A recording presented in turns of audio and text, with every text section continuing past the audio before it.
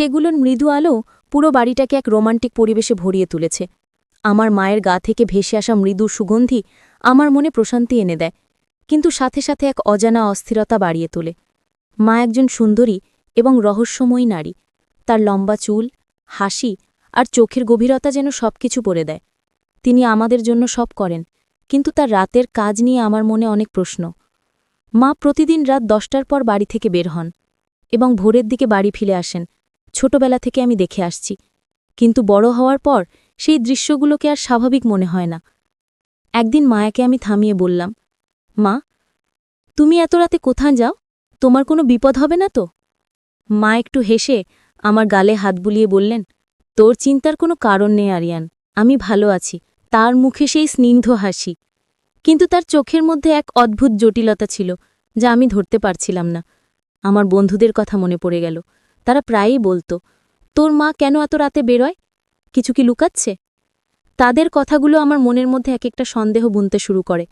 একদিন এক বন্ধু বলল, আরিয়ান, তোর মাকে আমি রাত 2টার দিকে একটা পুরনো বিল্ডিংয়ের সামনে দাঁড়িয়ে থাকতে দেখেছি, একা। সেই রাতের পর থেকে আমি মায়ের পিছু নিতে শুরু করি। তার বের হওয়ার সময় আমি তার পেছনে পেছনে সড়ক ধরে হাঁটতে থাকি। শীতের ঠান্ডা বাতাস এবং শহরের নিঃশব্দ রাত সবকিছু যেন আমাকে আরও বেশি টেনে নিচ্ছিল অজানা জটিলতার দিকে। মা যে পথ ধরে চলেন সেটি অনেক পুরনো এবং নির্জন। গলির মোড়ে এসে তিনি একটি কফি শপের পাশে দাঁড়ালেন, আর আমি লুকিয়ে দেখছিলাম। হঠাৎ মায়ের মুখে অদ্ভুত এক উদ্বেগ ফুটে উঠল। আমি লক্ষ্য করলাম তার পেছনে একটি কালো রঙের গাড়ি ধীরে ধীরে এগিয়ে আসছে। মায়ের হাতে মোবাইল ফোনটা বারবার বাজছিল, কিন্তু তিনি ফোনটা ধরছিলেন না। আমি ছায়ার আড়াল থেকে সব দেখছিলাম। সেই মুহূর্তে মনে হলো মাকে কিছু বলতে যাব, কিন্তু গাড়ির ভিতর থেকে একজন অপরিচিত লোক নেমে এলো। লোকটি মায়ের দিকে এগিয়ে গেল এবং তারা কি যেন কথা বলতে লাগল। আমি কিছুই শুনতে পাচ্ছিলাম না, কিন্তু তার ভঙ্গিমা দেখে মনে হচ্ছিল কথাগুলো খুব জরুরি এবং তীব্র। মা অস্থির চোখে এদিক ওদিক তাকাচ্ছিলেন। লোকটি হাত বাড়িয়ে মায়ের হাত ধরে কিছু একটা দেওয়ার চেষ্টা করল, আর মা যেন একটু দ্বিধায় পড়ে গেলেন। এই দৃশ্য দেখে আমার ভেতরে অস্বস্তি বাড়তে থাকল, কিন্তু ঠিক তখনই মা হঠাৎ পেছন ফিরে চলে গেলেন। আমি তার পিছু নিলাম। এবার তিনি আরও দ্রুত হাঁটতে লাগলেন, যেন কিছু থেকে পালানোর চেষ্টা করছেন। মা পুরনো একটি ভবনের দিকে চলে গেলেন, যা পরিত্যক্ত এবং অন্ধকারচ্ছন্ন। ভিতরে প্রবেশের পর আমি বুঝতে পারলাম এখানে তার কাজের আসল রহস্য লুকানো আছে। চারপাশে ছায়া ছায়া অবস্থা, কিন্তু মায়ের প্রতিটি পদক্ষেপে কিছু একটা খুঁজে পাওয়ার ইঙ্গিত।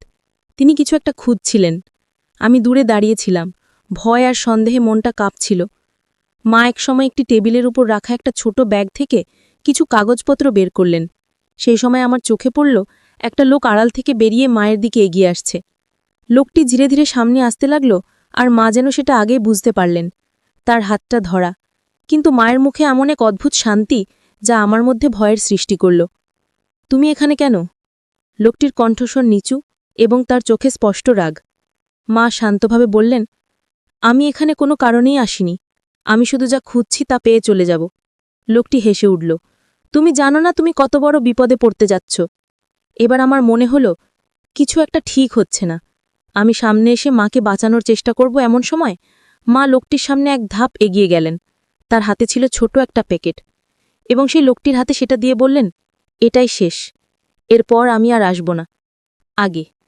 লোকটি হাসল, কিন্তু তার চোখে কোনো হাসি নেই। মা পেছন ফিরে চলে এলেন, আর আমি তার পেছন পেছন বাড়ি ফেরার পথে। মা কিছু বললেন না। আমি তার কাছে জানতে চেয়েছিলাম, মা, তুমি কার সাথে কথা বলছিলে? মা একটুখানি হেসে বললেন, আরিয়ান, তুই বরং ঘুমাস। সব কিছু জানতে হবে না, সময় হলে জানবি। আমি চুপ করে গেলাম, কিন্তু আমার মনের মধ্যে এক বিশাল প্রশ্ন আর জটিলতা তৈরি হলো। মা কি এমন করছেন যা তাকে এসব পরিত্যক্ত জায়গায় আনতে বাধ্য করে? তার জীবনে এমন কি লুকানো রহস্য আছে যা আমি এখনও জানি না? সেই রাতে আমি ঘুমাতে পারিনি।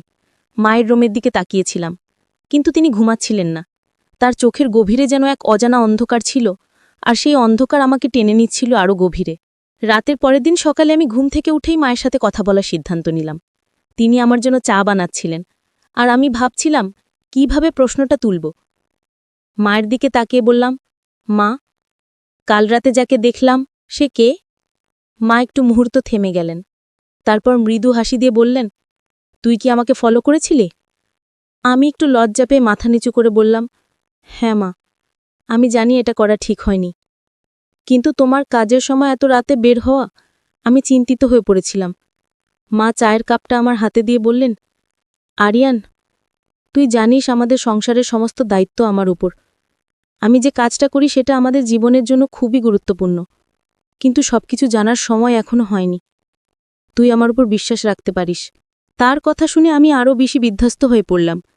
কিন্তু মা, তোমার ওই কাজের জন্য যদি কিছু হয়, তুমি এত রাতে কোথায় যাও? মা চুপ করে আমার চোখের দিকে তাকালেন। তুই যা ভাবছিস তেমন কিছু নয়, তবে আমার কাজটা সহজ নয়, আর আমাকে সতর্ক থাকতে হয়। তুই কিছু না জেনে এত চিন্তা করিস না, সব ঠিক হয়ে যাবে। তার কথাগুলো আশ্বাস দেওয়ার চেষ্টা করছিল, কিন্তু আমার মনের ভিতরে সেই সন্দেহগুলো আরও গাঢ় হয়ে উঠছিল। মায়ের চোখে এক অদ্ভুত অস্থিরতা ছিল। শীতের সন্ধ্যায় বডিটি নিস্তব্ধ হয়ে আসে। জানালার বাইরে বাতাসে দোলছে পুরনো ঝুলন্ত বাতিগুলো, যা আমাকে ভাবিয়ে তুলছিল। মা আমাকে আরও কিছু বলার আগেই চলে গেলেন। সেদিন সারাদিন আমি মায়ের কথাগুলো নিয়ে ভাবলাম। রাতে মা আবার বাড়ি থেকে বের হলেন। আমি এবারও তার পেছু নিলাম। আগের মতো মা পুরনো গলির দিকে রওনা হলেন, কিন্তু আজকে তিনি আরও দ্রুত চলছিলেন। আমি দূর থেকে তাকে অনুসরণ করতে থাকলাম। এবার আমি আরও সতর্ক হয়ে থাকলাম যেন মা আমাকে না দেখতে পান। মা যখন পুরনো বিল্ডিংয়ে ঢুকলেন, আমি আরও কাছে গিয়ে দাঁড়ালাম। সেই সময় দেখতে পেলাম মা একজন মহিলার সাথে কথা বলছেন। তাদের মুখের ভাব দেখে মনে হলো তারা অনেক গুরুত্বপূর্ণ বিষয়ে আলোচনা করছেন। আমি কিছুই শুনতে পাচ্ছিলাম না, কিন্তু মহিলাটি মায়ের হাতে কিছু একটা তুলে দিলেন। মা সেই জিনিসটা নিলেন, আর তারপর ধীরে ধীরে সেখান থেকে বেরিয়ে আসতে শুরু করলেন। আমি তখনও কিছু বুঝতে উঠতে পারছিলাম না। আমার মনে সন্দেহ বাড়ছিল, কিন্তু আমি তখনও বুঝতে পারছিলাম না মায়ের কাজটা আসলে কি। একসময় মায়ের পিছু নিয়ে যখন বাড়ির দিকে রওনা দিলাম, মায়ের হাতে ধরা প্যাকেটটা আমার নজরে পড়ল। সেটা একটা ছোট ধাতব বাক্সের মতো, যার গায়ে অদ্ভুত চিহ্ন আঁকা। বাড়িতে ফিরে এসে মা সেই বাক্সটা তার রুমে রেখে দিলেন। সেদিন রাতে আমি ঘুমাতে পারিনি। মায়ের রুমের দিকে তাকিয়েছিলাম, কিন্তু তিনি ঘুমাচ্ছিলেন না। তার চোখের গভীরে যেন এক অজানা অন্ধকার ছিল, আর সেই অন্ধকার আমাকে টেনে নিচ্ছিল আরও গভীরে। রাতের পরের দিন সকালে আমি ঘুম থেকে উঠেই মায়ের সাথে কথা বলার সিদ্ধান্ত নিলাম। তিনি আমার জন্য চা বানাচ্ছিলেন, আর আমি ভাবছিলাম কিভাবে প্রশ্নটা তুলব। মায়ের দিকে তাকিয়ে বললাম, মা, তুমি যে রুমে ধাতব বাক্সটা রেখেছ সেটা কি? মা একটু চমকে গেলেন। তিনি কিছুক্ষণ আমার মুখের দিকে তাকিয়ে রইলেন, তারপর মৃদু হেসে বললেন, ওটা আর তোর জন্য একটা উপহার, কিন্তু এখনই খোলার সময় হয়নি। তুমি কিছু লুকোচ্ছ? আমি দ্বিধাভরে বললাম। মা তার হাতটা আমার কাঁধে রাখলেন। আরিয়ান, তুই শুধু জানবি আমি তোদের জন্য সব করছি। সময় এলে সব বলবো, কিন্তু এখন আমাকে বিশ্বাস করতে শিখবি। আমি চুপ করে গেলাম।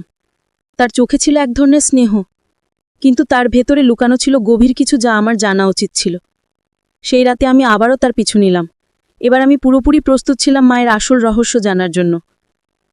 পথে মাকে আমি দেখলাম, তিনি কাঁধে সেই ধাতব বাক্সটা নিয়ে রওনা দিয়েছেন। আজকে রাতেই আমি জানতে পারবো মায়ের জীবনের রহস্য। সেদিন রাতে আমি ধীরে ধীরে মায়ের পিছু নিলাম। তার হাতে ধাতব বাক্সটা দেখছিলাম, আর আমার মনের মধ্যে নানা ধরনের প্রশ্ন ঘুরছিল। মায়ের আসল উদ্দেশ্য কি? তিনি কি এমন কাজ করছেন যা আমাকে বলছেন না? গলির মধ্যে ঢুকে মা এবার পণ্য পথ ধরলেন। আমি দেখলাম তিনি আরও দূরে শহরের পুরনো এলাকায় যাচ্ছেন। জায়গাটা বেশ অন্ধকার আর ভৌতিক ছিল। চারিপাশে পুরনো বাড়ি আর ভাঙাচোরা দেওয়াল। আমি নিজেকে লুকিয়ে মাকে অনুসরণ করতে লাগলাম। একটা সরু রাস্তায় পৌঁছে মা থামলেন। আমি লুকিয়ে থাকলেও দেখতে পেলাম মা সেই ধাতব বাক্সটা খুললেন, আর তার ভেতর থেকে একটা ছোট পেপার বের করলেন। কাগজের ওপর অদ্ভুত চিহ্ন আঁকা, যা আমি আগে কখনো দেখিনি। মা সেই কাগজটা নিয়ে বাড়ির ভাঙা দেওয়ালের সামনে দাঁড়িয়ে কিছু বলছিলেন। আমি কিছু শুনতে পাচ্ছিলাম না, কিন্তু তার মুখে দুশ্চিন্তা স্পষ্ট ছিল।